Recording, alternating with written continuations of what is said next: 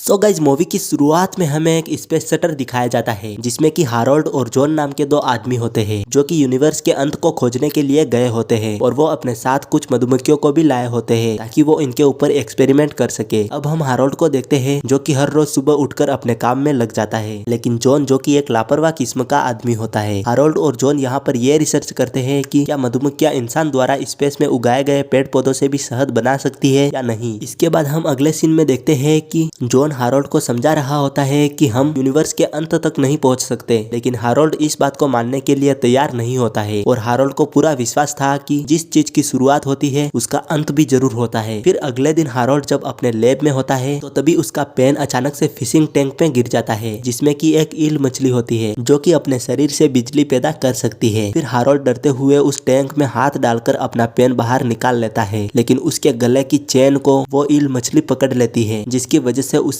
एक जोर का बिजली का झटका लगता है और फिर हारोल्ड उसी जगह पर बेहोश होकर गिर जाता है जिससे कि उस शटर की बिजली भी बंद हो जाती है जिसकी वजह से जॉन की नींद भी खुल जाती है और अब वो हारोल्ड को ढूंढने लगता है। फिर वो लैब में पहुंचता है तो वो देखता है कि हारोल्ड बेहोश पड़ा है और उसकी सांसें भी नहीं चल रही थी। ये देखकर जॉन को लगता है कि शायद हारोल्ड की मौत हो चुकी है। उसे पता भी नहीं होता है कि हारोल्ड की मौत किससे हुई है, इसलिए वो इन्फेक्शन के डर से हारोल्ड की डेड बॉडी को एक प्लास्टिक कपड़े में लपेटकर उस शटर के एक छोटे से कमरे में रख देता है। उसके बाद जॉन शटर को वापस अर्थ की तरफ मोड़ने की कोशिश करता है, लेकिन वो शटर नहीं मुड़ता है। जिसके बाद फिर वो अपनी मदद के लिए हेडक्वार्टर को कांटेक्ट करने की कोशिश करता है, लेकिन उसके मैसेज का कोई भी रिप्लाई नहीं आता है। फिर वो वापस हारोल्ड के पास जाकर रोने लगता है और रोते हुए वो वहाँ पर ही हारोल्ड के पास सो जाता है। फिर कुछ देर बाद जॉन की आंख खुलती है तो उसके हाथ से गलती से एक बटन दब जाता है जिसके कारण एक दरवाजा खुलता है और फिर हारोल्ड की डेड बॉडी स्पेस में चली जाती है। ये देखकर जॉन उसे वापस लाने की बहुत कोशिश करता है, लेकिन तब तक काफी देर हो चुकी थी। जिसके बाद जॉन फिर से अर्थ पर कांटेक्ट करने की कोशिश करता है, लेकिन इस बार भी उसे कोई सिग्नल नहीं मिलता है। फिर वो देखता है कि शटर के बाहर काफी तेज रोशनी आ रही होती है जिसकी वजह से वो बाहर कुछ भी नहीं देख पाता। फिर जॉन को लगता है कि ये शायद ब्लैक होल है जो कि उसे खत्म कर देगा और इसीलिए अब वो हार मानकर अपनी सारी पुरानी यादों को टीवी पर देखने लगता है जिसमें वो अपना और हारोल्ड का इंटरव्यू देख रहा होता है। और उस इंटरव्यू में इनसे पूछा जाता है कि क्या वो इस मिशन के लिए तैयार है। इसी दौरान जॉन को कुछ आवाजें सुनाई देने लगती है और उसे फिर से वो रोशनी दिखाई देती है और इसके बाद ये सीन यहीं पे कट हो जाता है। फिर अगले सीन में हम उस समय में पहुंच जाते हैं जहां पर हारोल्ड और जॉन को इस मिशन के लिए चुना गया था। यहाँ पर हम लोग जॉन को देखते हैं जो कि एक फिजिसिस्ट होता है और वहीं पर उसकी मुलाकात पहली बार हारोल्ड से होती है जो कि एक मिलिट्री सोल्जर था जिसने की अपनी लाइफ में बहुत सारी जंग लड़ी थी। और अब यहाँ पे इन दोनों की ट्रेनिंग एक साथ शुरू हो जाती है। यहाँ पर ट्रेनिंग के दौरान जॉन बहुत सारी गलतियां करता है, लेकिन इस मिशन की जो हेड होती है डॉक्टर विदर्सफोर्ड, वो चाहती है कि केवल जॉन ही हारोल्ड के साथ इस मिशन पर जाए। अब इसके बाद वो दोनों स्पेस की तरफ निकल पड़ते हैं और जैसे ही उनको स्पेस में थोड़े बहुत दिन गुजरते हैं तो वो एक दूसरे से लड़ने लगते हैं। वही हारोल्ड अपने साथ एक मछली लाया होता है जिसको कि वो खाना खिला रहा होता है। अब जॉन हारोल्ड को समझाता है कि ईल बहुत ही खतरनाक मछली है और इसे यहाँ पे नहीं रखना चाहिए था, पर हारोल्ड उसकी बातों पर ध्यान नहीं देता है और वो उसे उसका काम करने के लिए कहता है। अब इस बात से नाराज होकर जॉन उस मछली का सारा खाना स्पेस में फेंक देता है। वही जब वो शटर के केबिन में जाता है तो वो वहाँ के कंट्रोल सिस्टम को देखकर काफी कंफ्यूज हो जाता है और वो सोचता है कि ये काम कैसे करता है। यानी कि यहाँ पर हमें पता चलता है कि यहाँ की सारी टेक्निकल चीजों को हारोल्ड ही कंट्रोल करता है। फिर जॉन हारोल्ड से कहता है कि वो उसे भी ये सारे कंट्रोल्स सिखाए, जिस पर हारोल्ड उसे मना कर देता है। उस कारण से इन दोनों के बीच में फिर से लड़ाई शुरू हो जाती है जिसकी वजह से जॉन हारोल्ड से बात करना बंद कर देता है। अब अगले सीन में हारोल्ड मछली के लिए खाना लेने जाता है, उसे मछली के लिए खाना नहीं मिलता है, इसलिए फिर वो जॉन से उसके बारे में पूछता है। तब जॉन बताता है कि उसने मछली का सारा खाना स्पेस में फेंक दिया है। अब ये सुनकर हारोल्ड काफी भड़क जाता है और वो जॉन के ऊपर चिल्लाने लगता है। फिर रात को जॉन जब सो रहा होता है तो उसे एक सपना आता है जहाँ पर वो दो अनजान आदमी को देखता है जिनमें से एक का नाम डेक्टर और दूसरे का नाम ली होता है। जॉन ने इन दोनों आदमी को इससे पहले कभी नहीं देखा था, लेकिन ऐसा लग रहा था कि वो उनको जानता है। जिसके बाद डेक्टर जॉन को एक पैकेट देता है जिसमें किसी तरह का लिक्विड होता है और उस लिक्विड को पीते ही जॉन का सपना टूट जाता है। वही सपने में उसने जो भी देखा था वो उसे अच्छे से याद होता है, इसलिए अब वो उस लिक्विड के पैकेट को पूरे शटर में ढूंढने लगता है जो कि उसे किचन में जाकर मिलता है। और फिर धीरे धीरे जॉन को उस लिक्विड की आदत लग जाती है जिससे कि उसका इंटरेस्ट भी इस मिशन के लिए कम हो जाता है। वही अब हारोल्ड और जॉन दोनों एक दूसरे की लड़ाई को भूलकर वापस पहले के जैसे रहने लगते हैं और फिर वो जॉन को शटर के सारे कंट्रोल्स के बारे में एक एक करके समझाने लगता है। फिर एक दिन जब जॉन खराब पड़ी पिन बॉल मशीन को ठीक कर रहा होता है कि तभी वहाँ पे हारोल्ड आ जाता है जो कि जॉन को ऐसा करते हुए देखकर हंसने लगता है क्योंकि जॉन को मशीन के बारे में कुछ भी पता नहीं होता है, फिर भी वो मशीन को ठीक कर रहा होता है, जहाँ पर बहुत मेहनत करने के बावजूद भी जॉन से वो पिनबॉल मशीन ठीक नहीं होती है। फिर अगले दिन जॉन उठकर देखता है कि हारोल्ड उस पिनबॉल मशीन पर गेम खेल रहा है, जिसे देखकर वो काफी खुश हो जाता है और वो हारोल्ड से ये सवाल करता है कि क्या उसने ये मशीन ठीक की है, जिसके जवाब में हारोल्ड उसे एक मैच के लिए चैलेंज करता है और फिर वो दोनों मिलकर एक गेम खेलना शुरू कर देते हैं। वहीं अब जॉन धीरे धीरे उस लिक्विड की लत से भी पूरी तरह से छूट चुका था और इसी खुशी में उस दिन वो खाना बनाता है, जिसके बाद में जॉन मधुमक्खियों के पास में जाता है और हारोल्ड भी उसके पास आकर उससे कहने लगता है कि क्या मधुमक्खियां इस शटर में भी जिंदा रह सकती है, जिस पर जॉन मधुमक्खियों को निकालकर टेस्ट करता है, लेकिन कुछ देर बाद ही वो सारी मधुमक्खियां मर जाती है। इसलिए फिर हारोल्ड कुछ और नई चीजों को उन पे ट्राई करने की कोशिश करता है ताकि वो शटर के बाहर भी जिंदा रह सके। फिर कुछ ऐसे ही एक्सपेरिमेंट कामयाब हो जाते हैं और अब वो मधुमक्खियां शटर में भी जिंदा रह सकती थी और उनकी ताकत भी धीरे धीरे बढ़ती जाती है। अब इसके बाद हारोल्ड जॉन को अपने केबिन में बुलाता है और वो उसे बाहर स्पेस में देखने के लिए कहता है, जिस पर जॉन हारोल्ड से सवाल करता है कि क्या स्पेस में भी बादल होते हैं, जिस पर हारोल्ड बताता है कि बादल तो नहीं बल्कि स्पेस में नेब्यूला होता है, जो कि स्पेस में घूम रहे एस्टेरॉइड के छोटे छोटे टुकड़ों से मिलकर बना होता है। अब हारोल्ड उसे शटर को कंट्रोल करना सिखाता है, जिसे कि जॉन अच्छी तरह से सीखता है, जिसके बाद वो दोनों वापस उस पिनबॉल मशीन पर खेलने लग जाते हैं और इस बार हारोल्ड जॉन को हरा देता है। तब जॉन हारोल्ड से मिशन में आने की वजह पूछता है, जिस पर हारोल्ड उसे बताता है कि मेरे ऊपर काफी कर्जा आ गया था, इसलिए मैंने मिलिट्री को चुना था और जब मैं मिलिट्री में काफी अच्छा काम करने लगा था तब मेरे सीनियर्स ने मुझे कहा कि अगर मैं इस स्पेस मिशन के लिए तैयार हो जाता हूँ तो मेरा सारा कर्जा माफ कर दिया जाएगा। इसी कारण से वो यहाँ पे आया था और फिर वो जॉन को इसके यहाँ पर आने का मकसद पूछता है। तब जॉन बताता है कि मेरी पत्नी मुझसे काफी ज्यादा झगड़ा करती थी, इसलिए मैं उससे परेशान होकर इस मिशन के लिए तैयार हो गया था। अब ये दोनों आपस में बातें कर रहे होते हैं कि तभी उनके शटर का अलार्म बजने लगता है, इसलिए वो दोनों उस शटर में आए हुए प्रॉब्लम्स को ढूंढने लगते हैं, जहाँ पे वो देखते हैं कि सारी मधुमक्खियां मर चुकी होती है, जिसे देखकर अब जॉन काफी दुखी हो जाता है, जिस पर हारोल्ड उसे समझाने की कोशिश करता है। फिर हारोल्ड उसके लिए मधुमक्खियों का शहद लेकर आता है और बताता है कि यह शहद तुमने ही बनाया है। फिर जॉन उस शहद को चखता है, जिससे कि उसे काफी पॉजिटिव महसूस होता है, जिसके बाद फिर रात होते ही वापस से वो दुखी हो जाता है, क्योंकि अब उनका पूरा मिशन ही खत्म हो चुका था। फिर अगले दिन वो दोनों जब खेल रहे होते हैं तभी फिर से मशीन खराब हो जाती है, जिसे ठीक करने के लिए हारोल्ड कुछ सामान लेने के लिए एक कमरे में जाता है, जहाँ पर उसे जॉन की नोटबुक मिलती है, जिसमें कि जॉन ने ड्राइंग की होती है, जहाँ पर उसने हारोल्ड को मरा हुआ बताया होता है, जिसे देखकर हारोल्ड काफी गुस्सा हो जाता है और फिर वो जॉन से इसका कारण पूछता है। तो जॉन उसे बताता है कि रात को उसे सपने आते हैं और उन सपनों को नींद में ही वो ड्रॉ करता है, लेकिन हारोल्ड को इसकी बात पर विश्वास नहीं होता है। तब जॉन कहता है कि सारी मधुमक्खियां मर जाएगी, ये सपना भी उसको आया था, इसलिए उसने ये बात भी पहले ही नोटबुक में नोट कर ली थी, लेकिन हारोल्ड को तब भी जॉन पर विश्वास नहीं होता है। फिर हारोल्ड जॉन से पूछता है कि उसकी मौत कैसे होने वाली है, जिस पर जॉन कहता है कि जिस मछली को तुमने इतने सालों से पाला है वो तुम्हें मार देगी। जिसके बाद हारोल्ड उस मछली के पास जाता है और जॉन उसे रोकने की काफी कोशिश करता है, पर तब तक मछली हारोल्ड को मार चुकी थी। फिर जॉन अगले पेज पर देखता है कि उसका शटर एक बहुत बड़े एस्टेरॉइड से टकराने वाला है, इसलिए फिर वो तुरंत ही अपने शटर को संभालने के लिए केबिन की तरफ जाने लगता है, और तब तक शटर एस्टेरॉइड के काफी नजदीक आ चुका था और फिर आगे जाकर उसमें एक बहुत बड़ा सा धमाका होता है, जिसके बाद हमें वैसा ही सीन देखने को मिलता है जैसा कि जॉन ने अपने नोटबुक में ड्रॉ किया था। इसके बाद हम डेक्टर और लीन को देखते हैं और उनका एक्सीडेंट भी इसी तरह से हुआ था। दरअसल डेक्टर और लीन सबसे पहले इस मिशन पर निकले थे, इसलिए जॉन को उनके सपने आते थे और इसी तरह से इस फिल्म की एंडिंग भी हो जाती है। लेकिन यह फिल्म अपने पीछे काफी सारे सवाल छोड़ जाती है, जैसे कि हारोल्ड की मौत तो शुरुआत में ही हो गई थी और वो वापस स्पेस में कैसे आया। दरअसल फिल्म की शुरुआत में जो कुछ भी दिखाया गया था वो जॉन का सपना था और उसने सपने में ही हारोल्ड को एक मछली के कारण बेहोश होते हुए देखा था, जहाँ पर यह लगा था कि हारोल्ड मर चुका है। साथ ही उसे डेक्टर और लीन के भी सपने आते थे। दरअसल डेक्टर और लीन दोनों भी एस्ट्रोनॉट थे और काफी समय पहले उन दोनों को भी स्पेस मिशन में भेजा गया था और वो गायब हो गए थे, और यही बात कहीं ना कहीं जॉन के दिमाग में घूम रही थी, जिसकी वजह से उसे बार बार डर लग रहा था कि उनका अंत भी ऐसे ही होगा। लेकिन उनका अंत एक एक्सीडेंट के कारण होता है। और इसी के साथ दोस्तों इस फिल्म की एंडिंग हो जाती है। तो दोस्तों आपको ये फिल्म कैसी लगी आप हमें कमेंट में जरूर बताना। तब तक के लिए जय हिंद, वंदे मातरम।